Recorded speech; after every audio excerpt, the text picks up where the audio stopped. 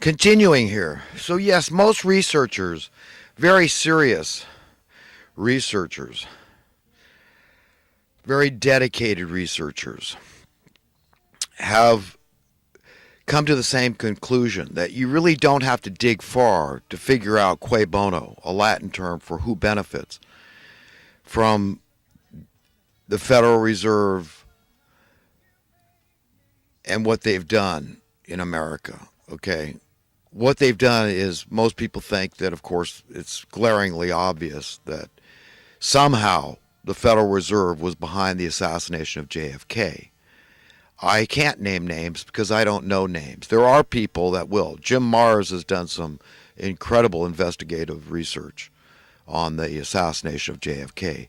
But just prima facie, a legal term for on its face, you see who benefits. Okay, JFK, understand this. This is the true history of what happened here.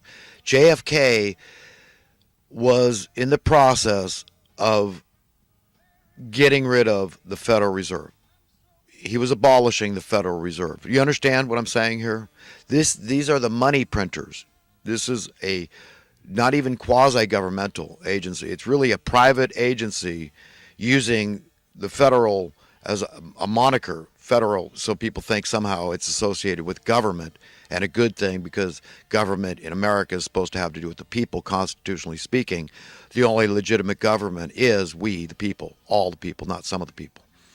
So this Federal Reserve Bank, the central bank, the money printers, right, their only job is supposed to be printing money, which is the seigniorage, it's called, coins and all this, or the currency. So they get paid a little bit for the job printing money for the government because the government's going to use this money as a means of exchange, right? So instead of bartering, money is supposed to be the sophisticated form of exchange. But understand that JFK had already issued through the United States Treasury Federal Reserve these treasury notes, these silver notes, these silver certificates. They looked just about like dollars. The American people were taken to them. I never saw more than ones and fives being circulated. But it was going to be a very, very easy, seamless transition from Federal Reserve notes, the traditional dollar that we all know to this day, and these silver notes, silver certificates, these United States Treasury backed dollars. Okay? Easy. No problem. So you tell me, somebody tell me why that entity, that agency still exists day one after his assassination. No, it should go. And let me say this right here and now, because this is probably what I'll title this video, is Trump, you need to dump the Federal Reserve if you're going to save this country.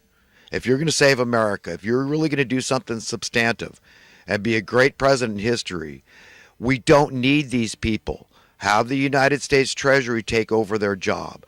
Dump the Federal Reserve. Get rid of Federal Reserve notes. That's it, man.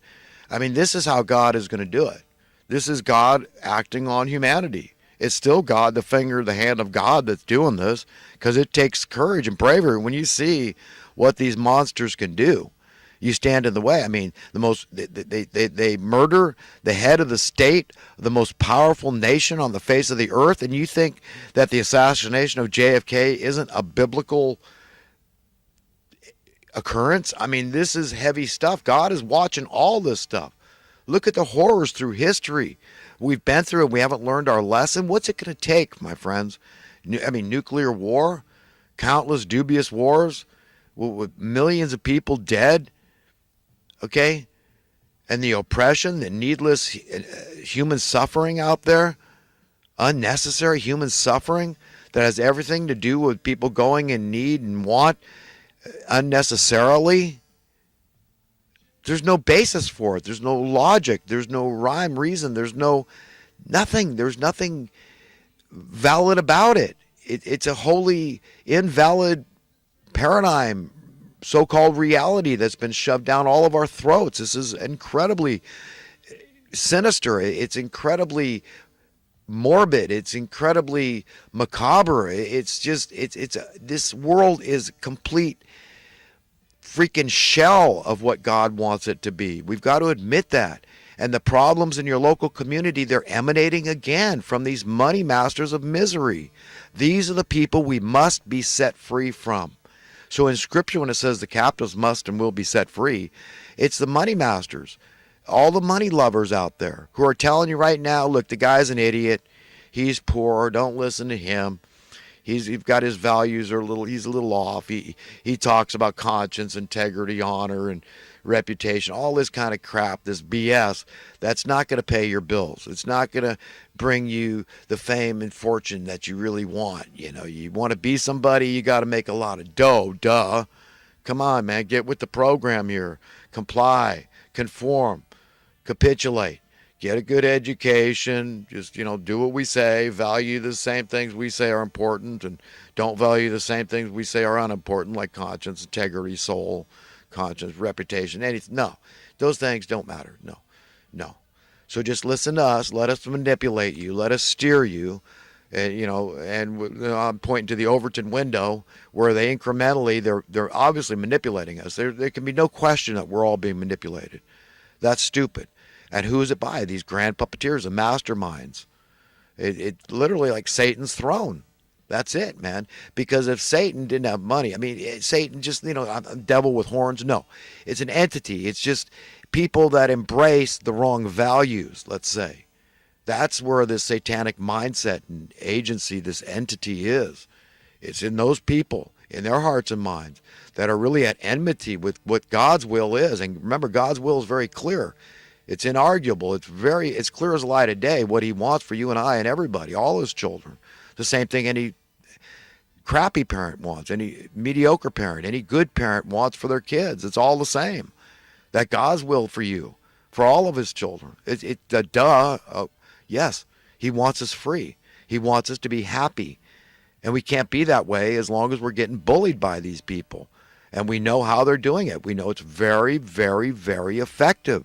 Money is a very powerful tool in Satan's arsenal. And he'd starve to death without it. It's his ambrosia. He'd be neutered without it. Okay? It's his Viagra. Do you understand? So, anyhow, my friends, listen. Make it clear. You know what helps me to cope and contend? Look, I thank God that he's put good things in my heart, goodwill toward man. I love everybody. I get it.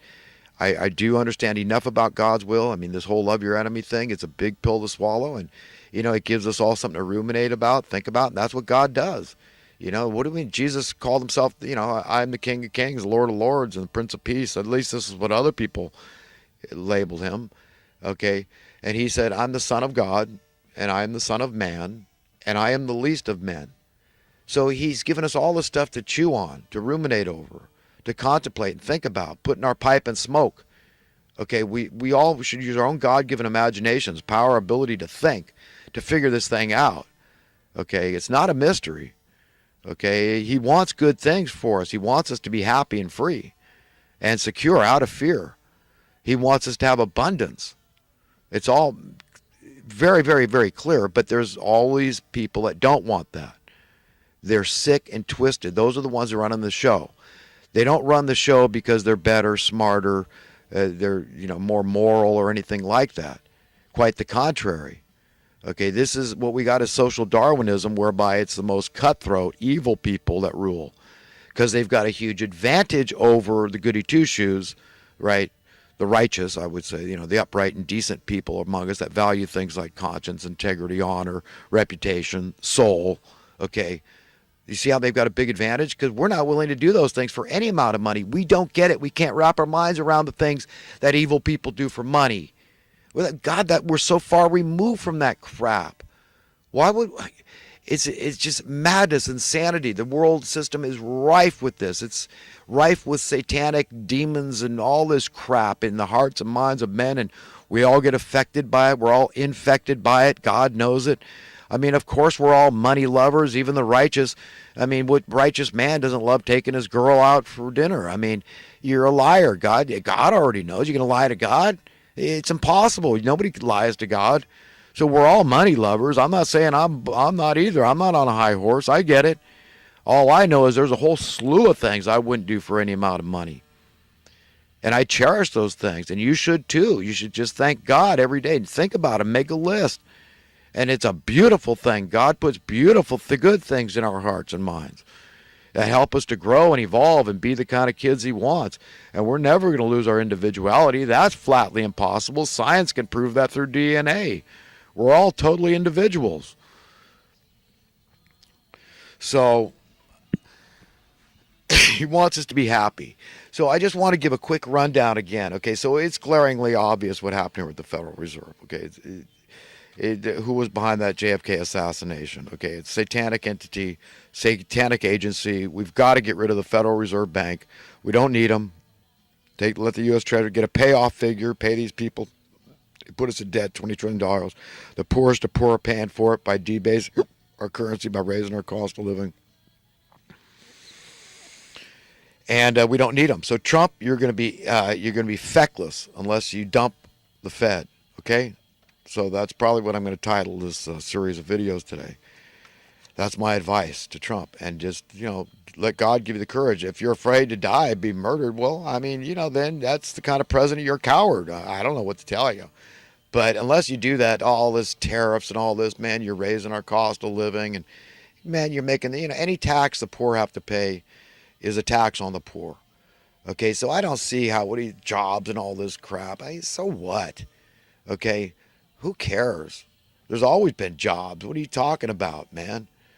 Oh, you know what? I mean, what we need is the government to stay out of capitalism, because it's not capitalism anymore when it involves itself in that.